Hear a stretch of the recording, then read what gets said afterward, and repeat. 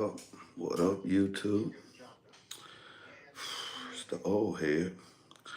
And for the record, before I start, if you're not 18 years old, this is not the channel for you.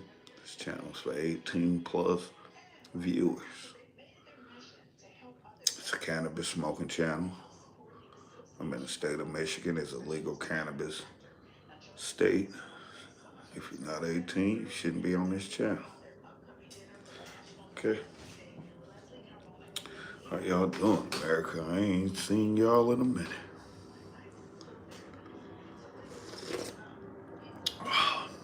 Coffee pretty good. Hope y'all got that Joe. I just left off of TikTok. TikTok won't let me go live. I ain't got enough subscribers. So shout out to everybody who mess with your man Treetrunk on YouTube. You know I'm gonna come back to YouTube. So shout out to all the viewers out there.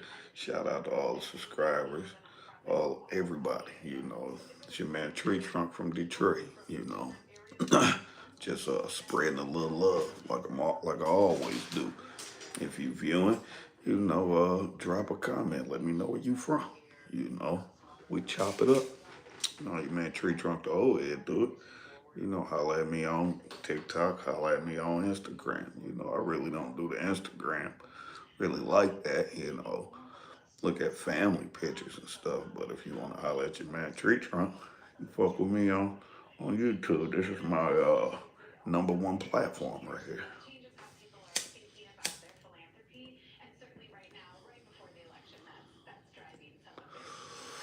From the legal cannabis smoking state of Michigan, white truffle from the Green Acres.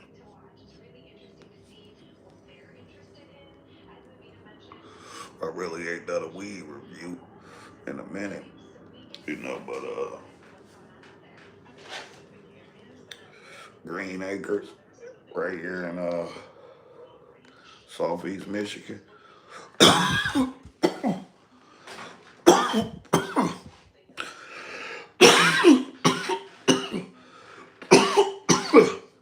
If you down here and you need you some good weed, I recommend the Green Acres. Southeast Michigan. If you down this in the Detroit area, that's just it's a bunch to choose from. That's just one of the places I frequent. You know, Me and my wife, we're gonna start a channel. My wife, she's not as in front of the camera. She think she got to rehearse if she's gonna mess up or something. But it's really not no mess ups on here. Look at me. But I've been at it for a minute, so it's a little bit different. You know.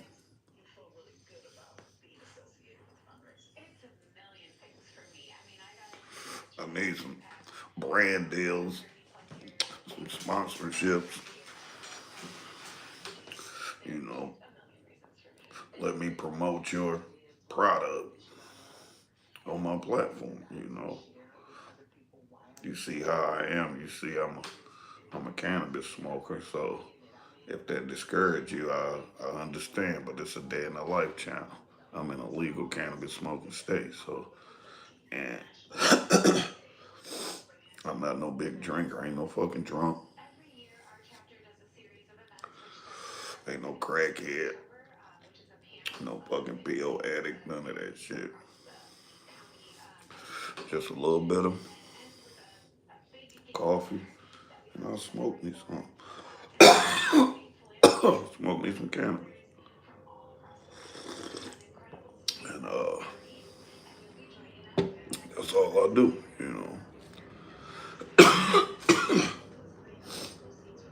I'm coming up to my uh I quit every year for 100 days. So I'm coming up to that day, like the day after Thanksgiving or something. So I'm gonna do the 100-day challenge. That's what I'm gonna do. The 100-day no smoking weed challenge. and see who can do it. See how many people I can get to do it. And I'm fully committed. And as you can see, I'm a big time cannabis smoker. I've been smoking cannabis since I've been in fucking seventh grade. That's a long goddamn time. Be smoking weed since about 12, 11, 12 years old. I'm 40 fucking 7. You mean to tell me I've been smoking this shit over 30 years? But I don't really drink, really at all. I drank one beer the other day with my work colleagues. We all had a beer for the completion of a project, and it was just one, you know. But that was a social thing with friends, you know. And then I may have a drink with my wife, you know, because my wife, she don't smoke cannabis. She likes to have her a drink every now and then. So I'll drink with my wife. And that's it. Smoke me some weed. I ain't been live with y'all in probably 2 weeks, America.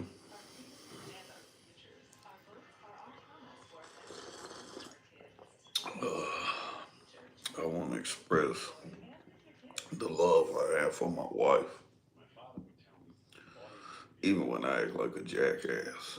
You know, you know, she's still there to hold me. You know, I got these different social media platforms. You know, like I'm here on YouTube. I'll be on TikTok, and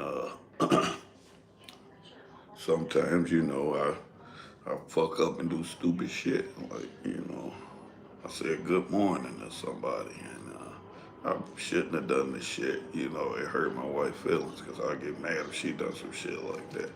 You know, there was a woman on TikTok that got all up on my channel, and she said hi, and I responded back, and I shouldn't have because that's some jackass shit. You know, you don't do that to somebody you love. That's me and my wife split years ago, and I still remember how that hurt feel when you ain't got the person with you that you love. You know, I was out running around doing my thing, you know, whatever. You know, smiling but really not happy and shit like that. You know, putting on the front and really wanted my family back, and that was the reason it was fucked up in the first goddamn place. So I'm grateful I got my family back, and it's been some years we've been back together, but you know, it's just some jackass shit. You know, you got somebody with you that love you, you keep them. You know, don't do no jackass shit to hurt their feelings. And I'm sorry to my wife. I hurt her feelings. And that was some jackass shit, and I'm man enough to admit it.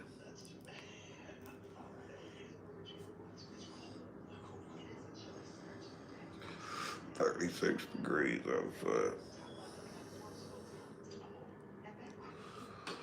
I had one person jump up in. A lot of people, when you say something to them, when you notice you got somebody feeling you,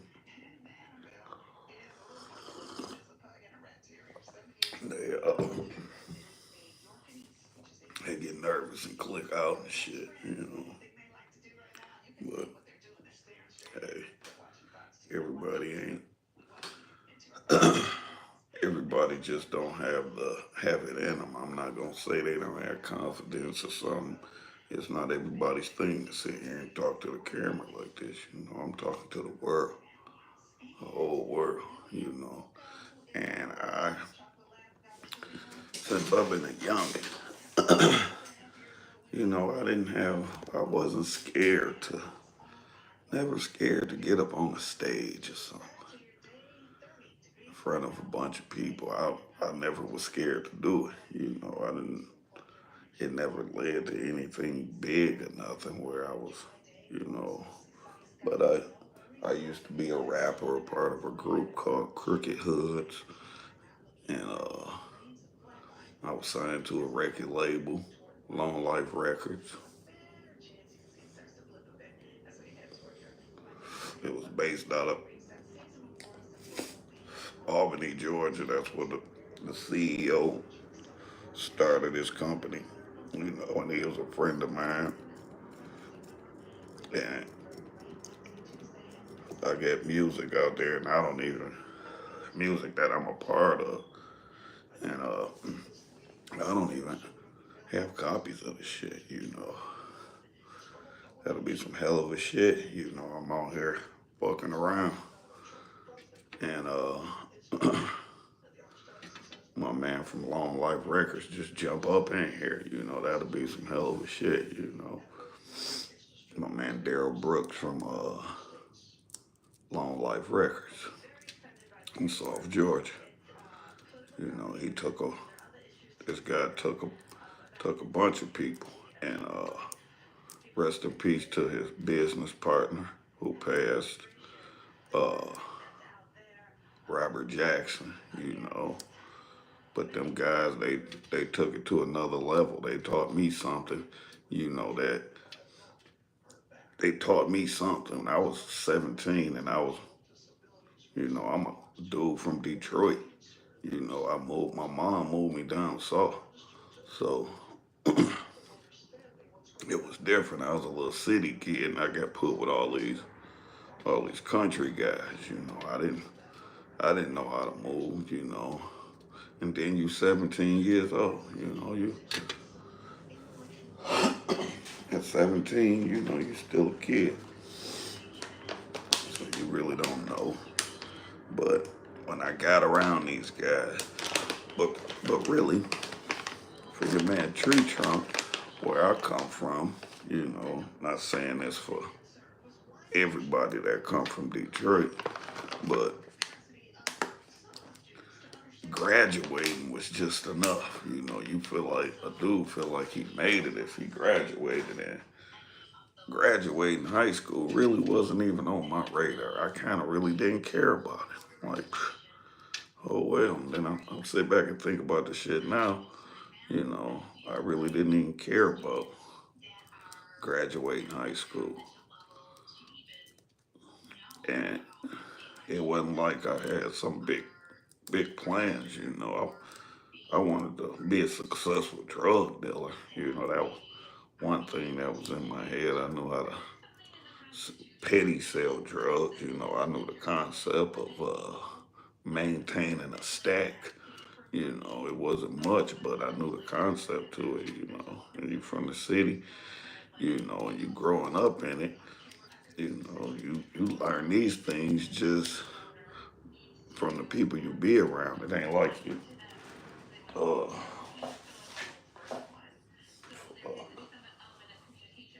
it ain't like you just go out there and try to learn these things. You just pick them up from the people you be around, you know. And it's not really considered a bad thing. You might have a older guy on your block, or a older brother, cousin, whoever, and they may be hustling, and really be a good dude, but you pick them traits up, and you learn how to hustle a little bit, and, sell a piece of dope or whatever the case may be, whatever the hustle is. And I picked them things up as a young kid, thinking that was the way. But when I moved down south, when my mom moved me down south as a youngster from Detroit, it was was just a city kid got dropped in the country. I mean, where it really wasn't shit, you know. I stayed in Tallahassee and the fucking whoever gave me the light, thank you for the light. I appreciate it. The shit is greatly appreciated from your man Treetrunk. And whoever's sitting here viewing me, I'm real grateful for the shit. Thanks. Drop something down in the comments. Let me know where you from. Let me shout your city out while I'm on here. But anyway, when your man got dropped off in fucking Tallahassee, you know, I'm 17. You know, my mom just sold a house. We uprooted. City kid from the D get dropped off in Tallahassee, and we was like 15 minutes from the Georgia state line. So I was really dropped off in the fucking country.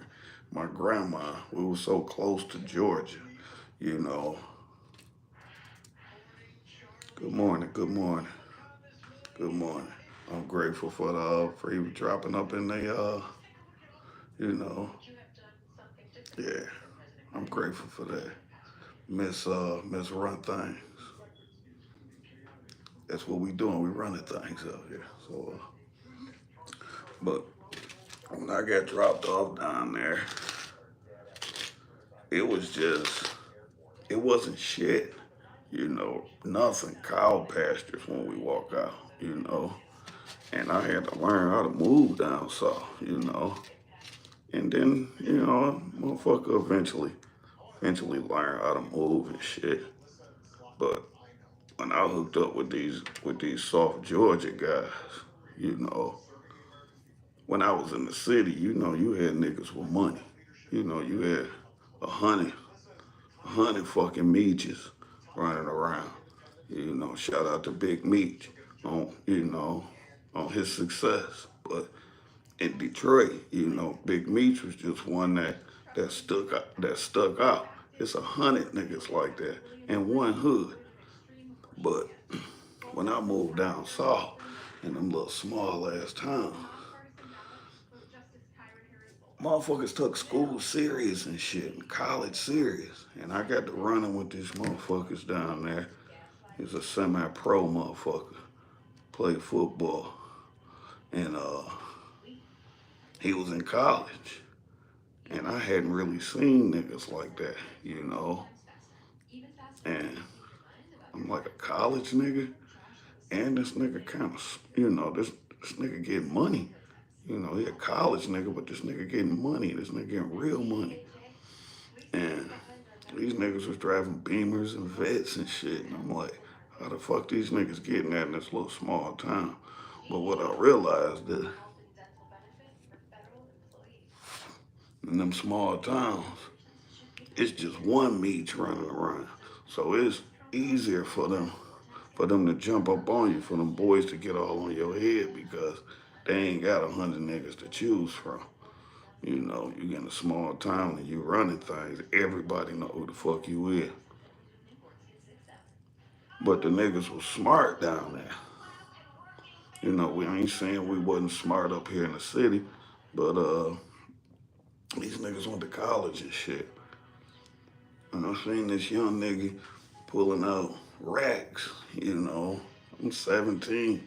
This nigga catch me and my auntie up in the club and shit. I was already playing the rapper thing, like I'm a rapper and this and that. I only wrote a couple raps and shit.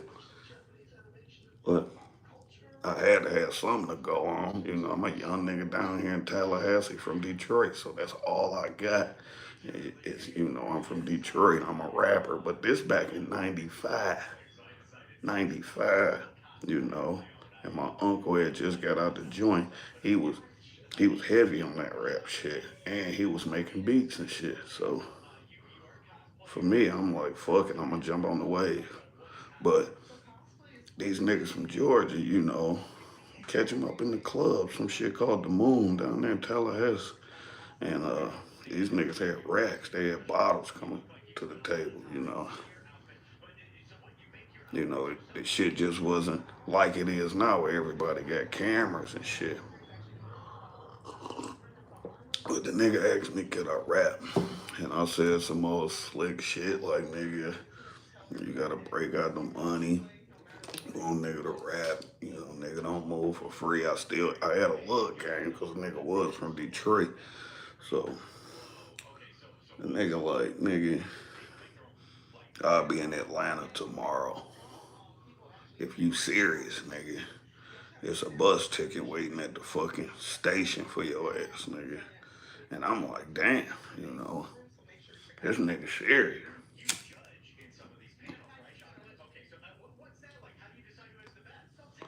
This nigga serious. And my auntie, shout out to my auntie Toy down there in Tallahassee. She's still doing her thing, running things down there like she always did. Shout out to her. She even brought this nigga in my life, you know. And the nigga, he stood on business. Nigga had me a fucking ticket.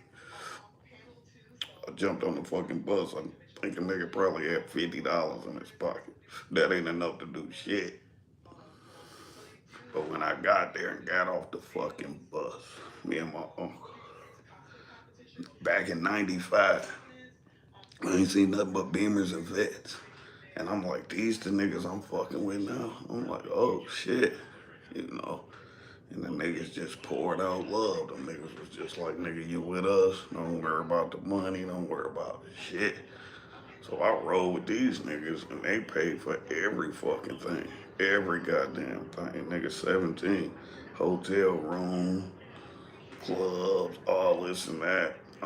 Shopping, whatever. It was like I had money in my pocket.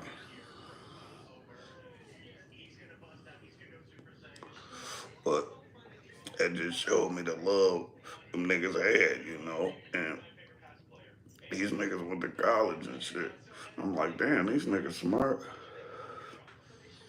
How the fuck they getting this money? But when I got to really hanging with these niggas, I found out these niggas was hustling just like everybody else. Niggas just wasn't dummies. They went to college and shit. And I was doing my thing a little bit, but I'm a D nigga. I was 17, but I've seen niggas with whole bedrooms full of money. So I had a little fucking game, and my family was heavy. So running with these niggas, doing my thing in Tallahassee, but these niggas every weekend, these niggas like, we going back to Atlanta, we going back to Atlanta. And I'm like, I just gotta get back to Tallahassee, sell me some little work or whatever, just to have enough money to go back to Atlanta. I really ain't even had to spend my money.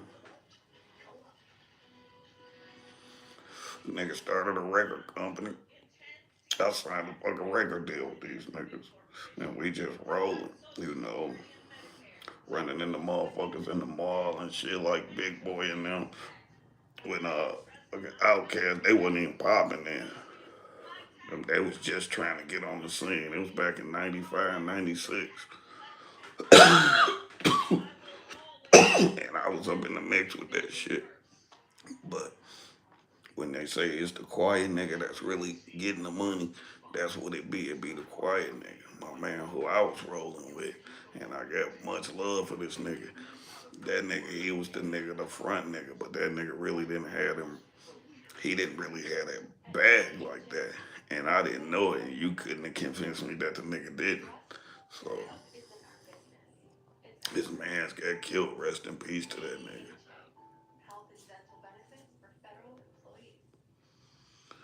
That nigga man's got killed. And you knew instantly when that nigga lost his life. Shit changed. Shit changed like a motherfucker.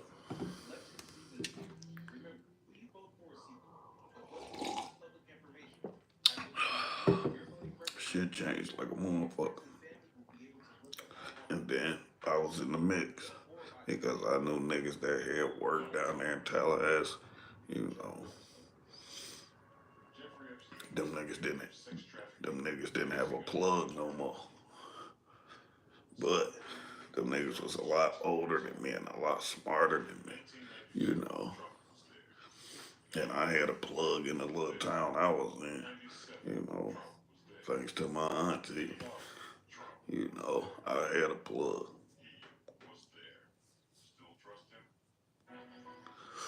And that's when I knew, probably 18 at this point. That's when the young nigga knew just by what you know and who you around. Things could happen. I ended up being a plug for some niggas that was way out my league. I ended up being a plug for them because one nigga lose his life, and I knew some niggas. That's when I grew up.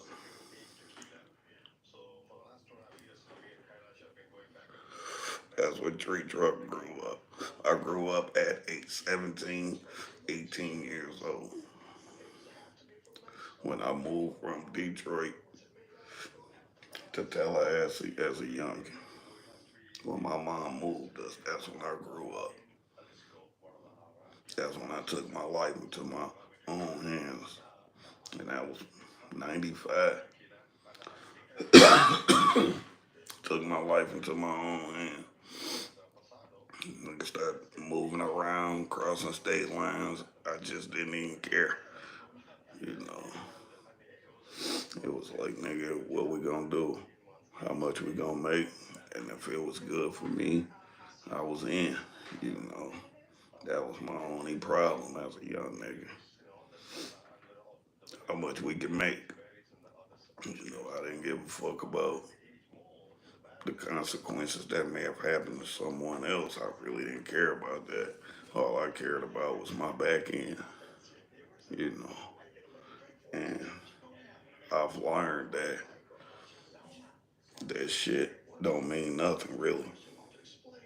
That shit really don't mean nothing. You know, I got a job now. That's the new hustle. That's the new fucking hustle. Healthcare.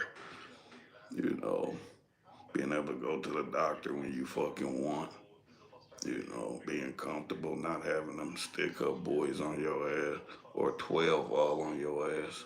That's the new hustle. And I wish the young niggas, you know, I wish they realize they got more power than they think. But this fucking, I got an addiction to this fucking camera.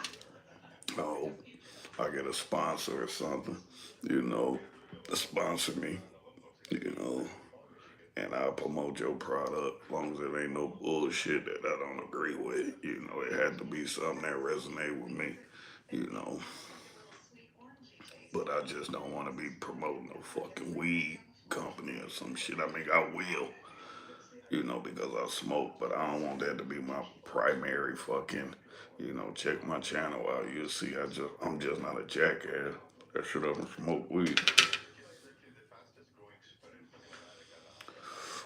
I ain't no fucking cokehead, crack addict, no pills. I barely drink. Me and my wife, we had some drinks because my wife drink, you know, and I a social may have a social beer with the guys at work like I did the other day because we finished the project. But that's it. And in Michigan, it's legal. Shit, you go to the fucking weed store. You can download weed maps on your fucking phone. So it's legal. So who gives a fuck? But each his own. Some people don't agree with smoking cannabis. I do. You know, I never been able to drink like that, but I always knew my limits. I'll drink a little bit. Ain't saying I ain't got fucking drunk till I threw up and shit. Everybody's done that. You know, who drank alcohol. So shit. But that was never me.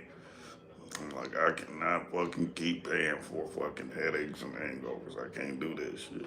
It just wasn't. It just wasn't smart to me. I'm like, why am I paying for discomfort? You know. So weed was my thing, and it's been since I'm 47. Been smoking weed since I've been in the fucking seventh grade. That shit's fucking ridiculous when I sit back and think about it. You know, if my daughter was smoking weed in seventh grade, you know, the way I would have felt. So I was terrible to my mom being a fucking weed smoker in fucking seventh grade. Sorry, mama. Shit.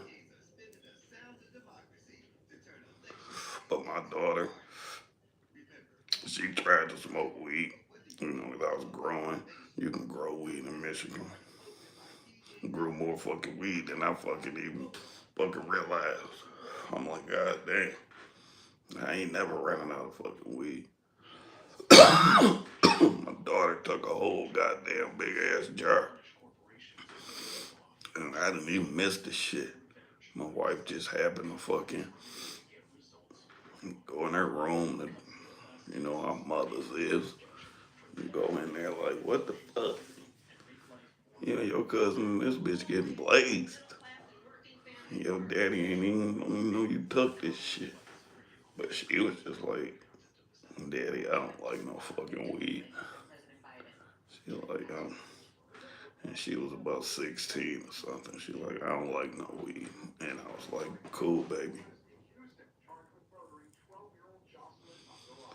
Um, each his own. I'm glad she didn't like fucking smoking weed. But I did. But I'm coming up to my 100-day challenge. I do it every year. I'm gonna see, you know, who can do this shit with me. I'm already equipped. I do this shit every year. Start for 100 days, clear my motherfucking head. You can't just be walking around blazed up. You know, it get to the point when you a smoker and you smoke weed. Like, and for me, like if I'm going outside to cut the grass, I'm gonna roll me 2 blunts. I gotta fucking make a couple runs or whatever. I gotta have me a couple fucking blunts in between my fucking runs and shit when I stop. And I'm like, damn, I'm waking up in the morning rolling 4 or 5 blunts. Fuck that. So I stopped for 100 days because your tolerance get crazy with all these fucking weed shops. And my wife be cracking up at me. She be rolling at my ass because when I start back smoking and shit after the 100 days, like about 2 years ago, I stopped. And when I started back smoking and shit, I don't even know. I just start crying or some shit. She like, nigga, the fuck is wrong with your ass? I'm like, I love you, baby. All this shit. I don't know. I was just fucking high as fuck. But I wish she would have recorded the shit. But I wasn't YouTubing like that then. But you can go back to my channel and look at my shit. I grow monsters. You know, that's how I got the name Treetrunk. You know, that's how this channel originally started.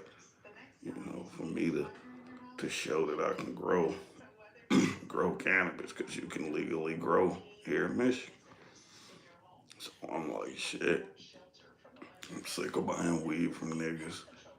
You had to have a medical card to go in a weed store. I ain't had no medical card, but you could grow, you know, at your house. So I'm like, I'm gonna grow me some. And I had some old ass 20-year-old seeds that I had collected through the years. Because weed don't have no fucking seeds now. If you find some seeds in that shit, you better keep it. But anyway, I just dropped them bitches in some dirt. Next thing you know, them bitches was growing. I'm like, what the fuck? I'm like, I'm on to something. Then the more I studied, my first year was trash, but I knew the concept after that. And then that second year, shit, that's when Treetrunk was born. And monsters. My wife was like, motherfucker, if you don't get this shit out my goddamn yard, You got the whole goddamn neighborhood on blast. I can see these motherfuckers over the back of my garage when I'm pulling up in my driveway. I'm like, oh no. I'm pulling these bitches down, trying to tie them to the ground. They so strong. They breaking the ropes and shit.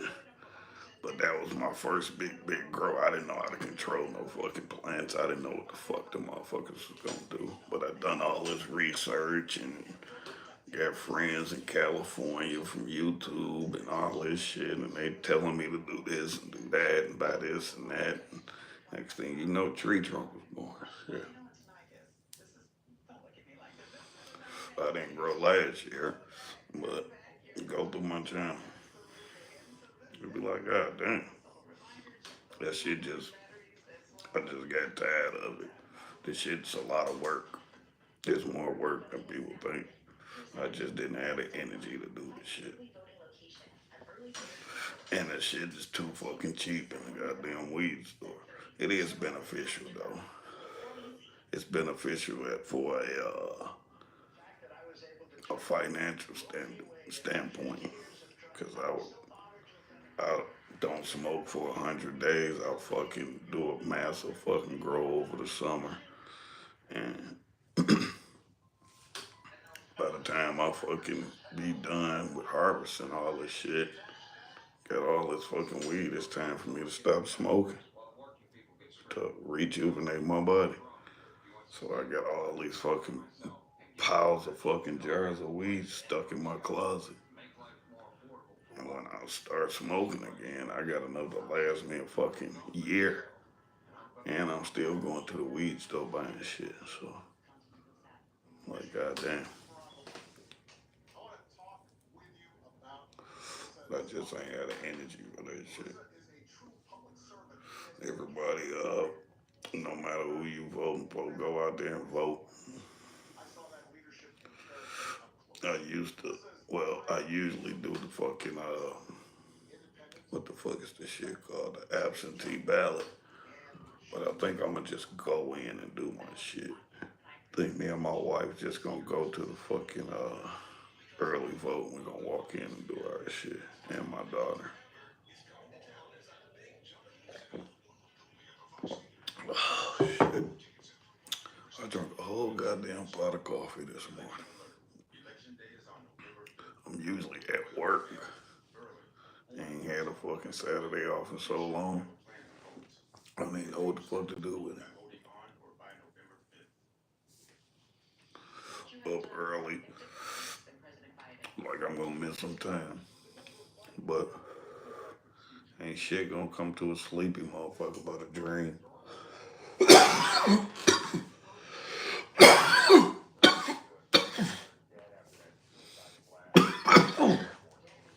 Fuck. I don't even know what this strain is. I just smoked. I know the first one was white truffle. And the shit, the Green Acres fuck with them. And there's another one called the NAR. And you get loyalty points. You might walk in that motherfucker planning to spend $100. Spend $30. You get everything you fucking want. You fucking get your loyalty points up, you know. See, if you fuck with me, you fucking with the D. I'm looking at Detroit here on the news. Every fucking thing down there, your man Treetrunk and damn near had a part in building that shit. Look at my channel, you will see the shit. Every fucking thing. I mean, I can't go through downtown Detroit and can't see a massive project that your man Treetrunk ain't fucking done something to, you know. And when me and my boys come in there, we shutting it down. We shutting it down. We the biggest on the block. We the baddest. We the baddest, and everybody wanna fuck with us. Everybody. And you don't get the stamp. See, I turn puppies into dogs. I turn puppies into dogs. My man, Big East Side. He's so fucking, he's so fucking vicious. And he's still on the fucking chain. My man Big East Side, when we let him loose, you know, and we ain't gotta let him loose. Big East Side gonna break the chain. He gonna break it. You know, I turn puppies into dogs. You know, look at my channel. You know, Treetrunk is the concrete boss. You know, I fucking get that shit. Pour more concrete than the average man then walked on. You can't name a project. Let me see. Let me see. Comerica Park. Concrete. That bitch full of concrete. It's damn near 20 years old. Uh, the temporary casino before we even got major casinos. MGM's temporary casino. Man, Treetrunk. So that's two. Uh, Motor City Casino. Greektown Casino. Uh, what's the other one? MGM's main casino. The Waterworks Project. The Hudson Tower. The fucking Chemical Bank Tower. The the the Joe Louis Arena development site, the first big project, and we knocking out the second big project right now. The Fangirl Hotel, Ann Arbor, you know, student house all over Ann Arbor.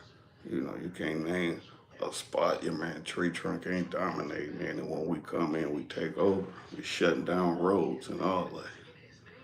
Move aside, and if you don't roll with us, you're gonna get rolled over. Turn puppies into big dogs. That's how they done me. You know, I didn't know what the no direction I was gonna go in. You know, I thought a working man was a fool, but they ain't. That's the new hustle. When I was a young, as I was coming up doing this shit, I go back through the neighborhood. All my mans that was hustling this shit. I start realizing I'm like shit. I got just as much. I got just as much or more money than a lot of these niggas. You know, they want to have all the newest shit, the newest cars and this and that. But that's all they had. You know, all they had was a pair of bucks, a nice car with some wheels on it, a chain, and I always kept it different than that.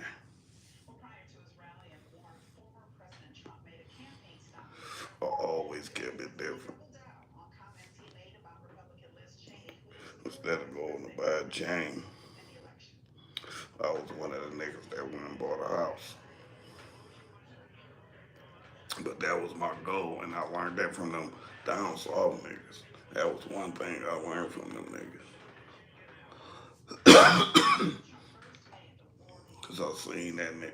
I seen one of them niggas pull up to a real estate sign and just call a number on that bitch. Like, I think I want that. And I'm like, that? You gonna buy that shit? And they're like, why not? Why can't I buy that shit, nigga? And I'm like, what the fuck? I'm like, niggas is doing shit like that. And this back in 95.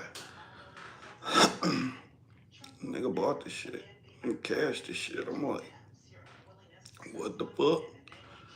You know, this nigga older than me, but nigga ain't that much more older. And I drunk all my damn coffee. But I applied that shit to myself, you know, life lessons. I think I done that shit in one of my morning jokes. Sometimes people come into your life ain't meant to make it to the finish line with you. Sometimes people come into your life just for a chapter, a season, to teach you a life lesson. And then they on with their life and you on with your life. But sometimes you may pick up things from these people. And I did. I started buying houses like this shit wasn't like buying shoes. I can't even. Shit, I done bought so many fucking houses and sold so many fucking houses, and that's what's been keeping a nigga, you know, eating. Right now, I'm in a deal for a house, and I pray, I pray to God that the shit go the way I want. Because if the shit go left, it could be terrible for me. But with God gracious, the shit's gonna go the way I want it to, you know. So I'm in the middle of some shit like that right now. And I pray to God that the shit go in my favor, you know. But I look at shit different. Damn, I want to smoke another blunt. I don't feel like rolling this bitch. I don't even feel like rolling. I got some pre-rolls, but I don't feel like smoking no fucking joint. But what time is it? 8:08. Man, Treetrunk. I'ma sign out. Whoever this is sitting here watching me, I appreciate. I appreciate it. I appreciate you fucking with your man Treetrunk, even sitting here just listening to what the fuck I got going on. I'm a fan of your channel. Whoever that Miss Run Things, shout out to you. For even saying good morning to you, man. Tree Trunk. I give a subscribe for a subscribe. I subscribe to your channel. You know, and I will be coming with more content like I always do. And peace and love to everybody. Y'all have a good morning. And check me out on YouTube and Instagram. I don't even know my Instagram because I just I don't even know it. I don't even really be on it like that. That's still you checking me out. So peace and love. I give you subscribe for a subscribe. Check me out on TikTok. You got TikTok. Find me on TikTok. Peace and love. Man, Tree Trunk the old head out. Love you, America.